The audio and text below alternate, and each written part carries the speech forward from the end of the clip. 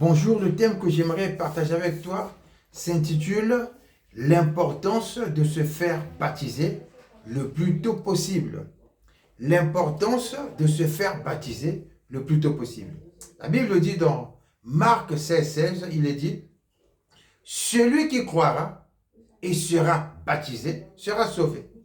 Ça veut dire que lorsque j'ai cru en l'œuvre de la croix, je dois manifester cette foi que j'ai placée en l'œuvre de la croix par l'action de me faire baptiser.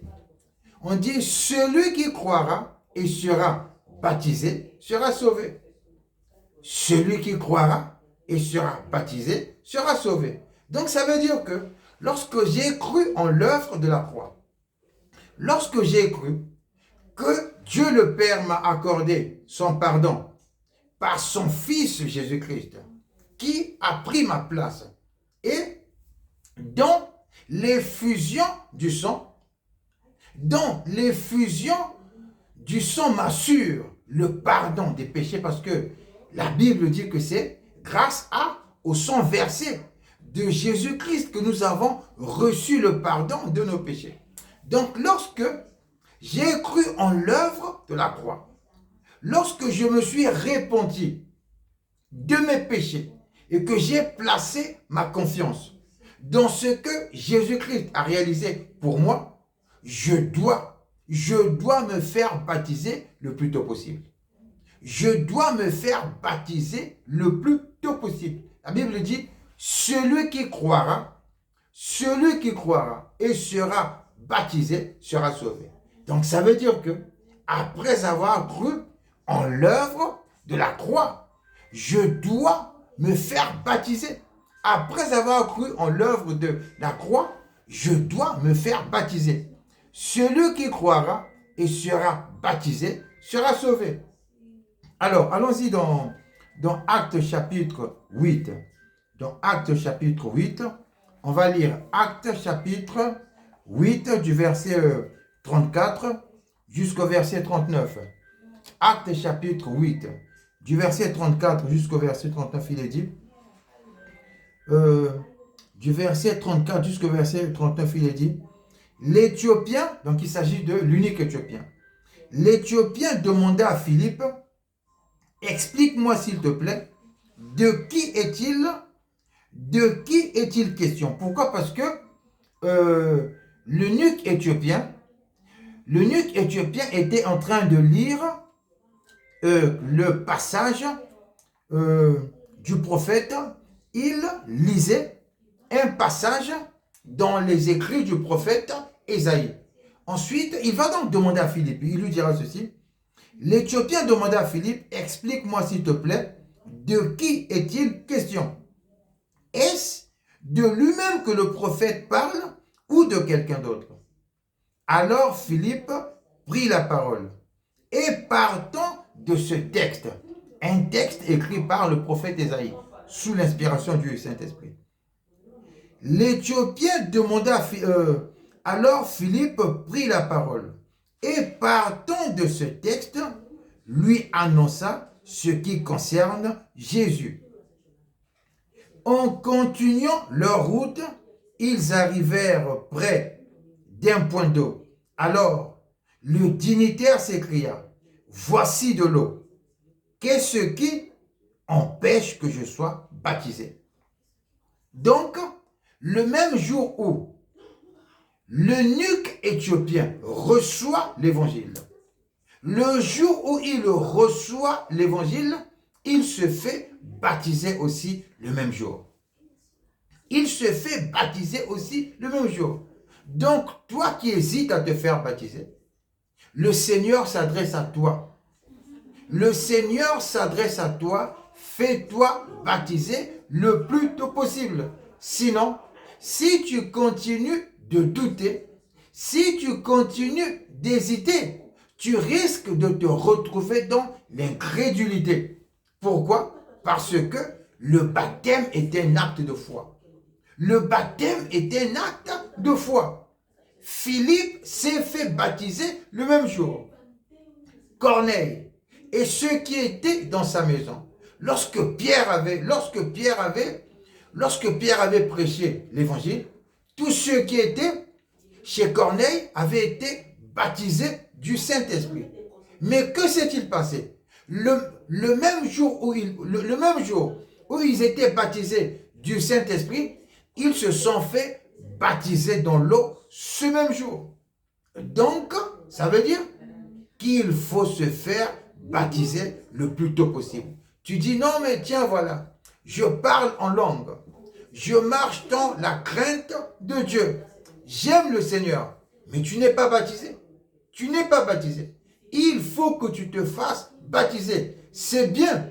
C'est bien que tu aies été baptisé dans le Saint-Esprit. Mais maintenant, il faut que tu te fasses baptiser. C'est quoi le baptême? Le baptême est un acte de foi. Le baptême est un acte de foi en l'œuvre de la croix. C'est un acte par lequel, c'est-à-dire que c'est un acte par lequel nous passons de la mort à la vie à travers l'immersion totale dans l'eau. À travers l'immersion totale dans l'eau. Ça peut être un cours d'eau ou bien une piscine. Donc si tu dis, je crois en Jésus-Christ, je crois que Jésus-Christ est le Fils de Dieu, je crois en l'œuvre de la croix, je crois que j'ai reçu le pardon de mes péchés grâce au sang versé de Jésus-Christ, je crois que le Saint-Esprit réside en moi et je marche dans la crainte de Dieu, je marche en nouveauté de vie. C'est vrai, mais il faut maintenant que tu te fasses baptiser. Il faut que tu te fasses baptiser. C'est bien de parler en langue. Parler en langue, c'est bien. Marcher dans la crainte de Dieu, c'est bien. Ça prouve que tu as été immergé dans le Saint-Esprit. Mais maintenant, il faut que tu sois immergé dans l'eau. Il faut que tu sois immergé dans l'eau. La Bible dit, celui qui croira et sera baptisé sera sauvé. Donc, après avoir cru en l'œuvre de la croix, il faut immédiatement se faire baptiser. C'est-à-dire que lorsque la possibilité de se faire baptiser est là, il ne faut pas hésiter. Quand la possibilité de se faire baptiser est là, il ne faut pas éviter. Et si la possibilité de se faire baptiser ne se présente pas, demande au Seigneur de créer cette possibilité. Demande au Seigneur de créer cette possibilité. Dis-lui, Seigneur, je voudrais me faire baptiser. Je voudrais me faire baptiser. Alors, que se passe-t-il? Que se passe-t-il lorsque nous nous faisons baptiser? Que se passe-t-il lorsque nous nous faisons baptiser? Lorsqu'on se fait baptiser, on s'identifie, ou bien, si tu veux, on s'associe à l'œuvre de la croix. On s'identifie à la mort, la sépulture et la résurrection de Christ Jésus. Donc, lorsque je me fais baptiser, en me faisant immerger totalement dans l'eau, par cet acte, mon vieil homme meurt et ce même vieil homme est enterré. C'est qui le vieil homme? Le vieil homme, c'est celui qui allait dans les boîtes de nuit. Le vieil homme, c'est celui qui vivait dans l'escroquerie, dans les mensonges, dans la débauche, dans l'immoralité, dans les excès de table, dans l'ivrognerie. C'est lui le vieil homme. Le vieil homme, c'est celui qui était esclave du péché. Donc, lorsque je me fais immerger dans l'eau, mon vieil homme, c'est-à-dire mon passé, mon vieil homme meurt, il meurt au péché, et il est enterré. Donc, il meurt et il est enterré avec Christ Jésus. Il meurt avec Christ, il meurt avec Christ, c'est-à-dire qu'on s'identifie à la mort de Christ Jésus, on s'identifie à son enterrement et on s'identifie à sa résurrection. Donc, quand on est immergé dans l'eau, quand on est immergé dans l'eau, l'ivrogne meurt, le menteur meurt, le sorcier meurt, le voleur meurt, l'escroc meurt, celui qui aimait la débauche meurt, il meurt et il est en même temps enterré. Alors, on va aller dans Romains chapitre 6. On va donc dans Romains chapitre 6. Romains chapitre 6, on va lire du verset 3 jusqu'au verset 4. Il est dit ceci. Ne savez-vous pas, il dit, ne savez-vous pas que nous, qui avons été baptisés pour Jésus-Christ, ça veut dire, nous qui avons été baptisés pour appartenir à Jésus-Christ. On dit, ne savez-vous pas que nous, qui avons été baptisés pour Jésus-Christ, c'est en relation avec sa mort que nous avons été baptisés. Tu entends? On dit c'est en relation avec sa mort que nous avons été baptisés. Donc, lorsque nous nous faisons baptiser, nous nous identifions à l'œuvre de la croix. Il dit, ne savez-vous pas? Il dit, ne savez-vous pas que nous, qui avons été baptisés pour Jésus-Christ, on s'est fait baptiser pour appartenir à Jésus-Christ. Par le baptême, nous adhérons. Le baptême est un acte d'adhésion au royaume de Dieu. Le baptême est un acte d'adhésion au royaume de Dieu. C'est un passage de la mort spirituelle. La mort spirituelle, on était séparés d'avec Dieu. Et donc, par le baptême, nous sommes réconciliés avec Dieu. Nous laissons les ténèbres et nous entrons dans son royaume. Nous entrons dans sa lumière. La Bible dit, ne savez-vous pas que nous, qui avons été baptisés pour Jésus-Christ, c'est en relation avec sa mort que nous avons été baptisés? Nous avons donc été ensevelis. Tu entends? On dit, nous avons donc été. Nous avons donc été ensevelis par le baptême en relation avec sa mort. Nous avons donc été ensevelis par le baptême. Donc, lorsque je me fais baptiser, le voleur que j'étais, le menteur que j'étais, l'impudique que j'étais, le magicien que j'étais, le sataniste que j'étais, le sorcier que j'étais, meurt. Il meurt et il est enterré. Il meurt et il est enterré. Donc, lorsque Christ mourait à la croix, mon vieil homme mourait avec Christ à la croix. Lorsque le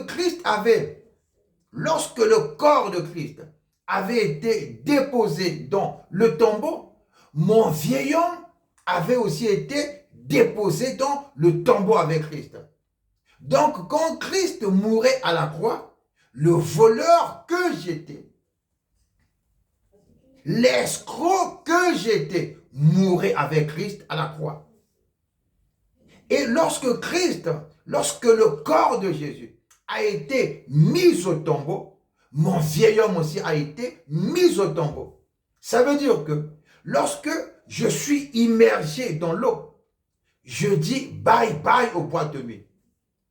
Je dis bye bye à la débauche. Je dis bye bye à l'ivrognerie. C'est ça le baptême. C'est ça le baptême. On dit, comprenons donc que l'homme que nous étions autrefois a été crucifié avec Christ.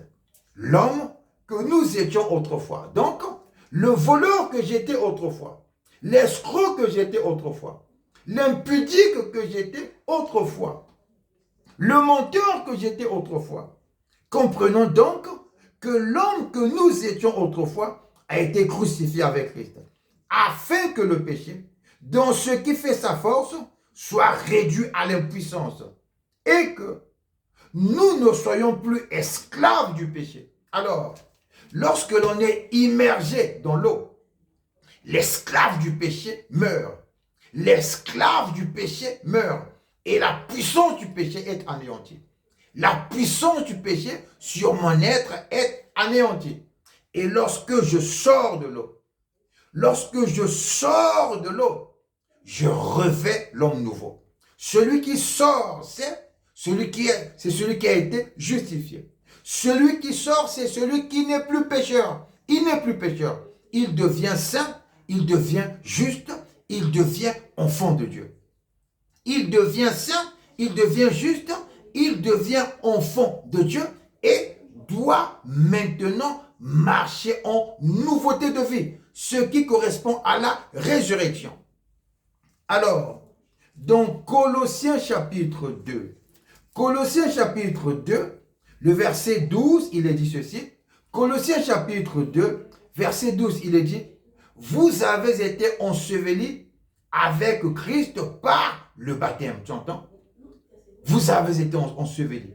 Donc, le voleur que j'étais a été enseveli avec Christ par le baptême. Vous avez été ensevelis avec Christ par le baptême. Et c'est aussi dans l'union avec lui que vous êtes ressuscités. Donc, je suis ressuscité dans l'union avec Christ. Et c'est aussi dans l'union avec lui que vous êtes ressuscités avec lui par la foi en la puissance de Dieu qu'il a ressuscité des morts.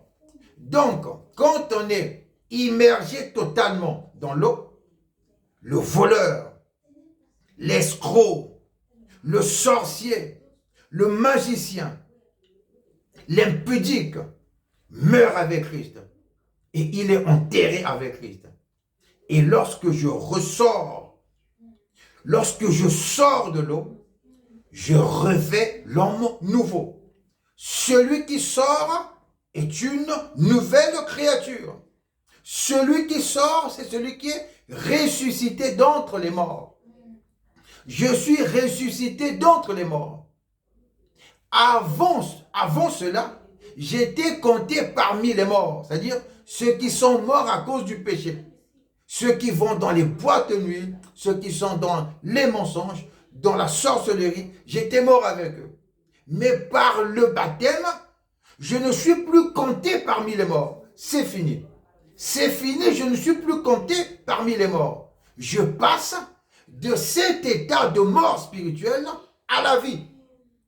La vie, ça veut dire l'union avec Jésus-Christ par le Saint-Esprit qui réside en nous. Donc, lorsque je sors de l'eau, c'est l'homme nouveau qui sort. C'est l'homme qui a été justifié qui sort. C'est celui qui a été sanctifié qui sort. C'est celui qui n'est plus esclave du péché et qui doit maintenant marcher en nouveauté de vie. Par le baptême, je manifeste devant les hommes. Je manifeste devant Dieu. Je manifeste devant Dieu et les hommes. Je pose un acte qui prouve devant Dieu et les hommes que je fais maintenant partie du royaume de Dieu. Par le baptême, je pose un acte qui prouve à Dieu que j'ai cru en l'œuvre de la croix. J'ai cru en l'œuvre de son Fils Jésus-Christ. La Bible dit, car Dieu a tant aimé le monde, qu'il a donné son Fils unique, afin que quiconque croit en lui ne périsse pas. Celui qui croit est celui qui se fait baptiser. Lorsque Paul a cru, il s'est fait baptiser. Lorsque l'eunuque éthiopien a cru, il s'est fait baptiser. Lorsque le geôlier a cru, il s'est fait baptiser. Donc, toi qui hésites à te faire baptiser, n'hésite plus. N'hésite plus, cherche plutôt à te faire baptiser. Cherche plutôt à te faire baptiser. Dis Seigneur, accorde-moi d'être baptisé. Aide-nous Seigneur à trouver un cours d'eau, une rivière, une piscine Seigneur. Mets les moyens en jeu pour que je sois baptisé. Mets les moyens en jeu pour que je sois baptisé. La Bible dit, celui qui croira et sera baptisé sera sauvé. Celui qui croira et sera baptisé sera sauvé. Toi qui m'écoutes et qui hésites, n'hésite plus. Cette hésitation vient du diable. Cette hésitation vient du diable qui veut encore te retenir. Cette hésitation vient du diable qui veut encore te retenir. Il faut se faire baptiser le plus tôt possible. Dès que la possibilité va se présenter à toi pour te faire baptiser, fais-toi baptiser dans l'immédiat comme l'eunuque éthiopien. Comme l'eunuque éthiopien. Celui qui croira et sera baptisé sera sauvé. Marc 16, 16. Celui qui croira et sera baptisé sera sauvé. Que Dieu te bénisse.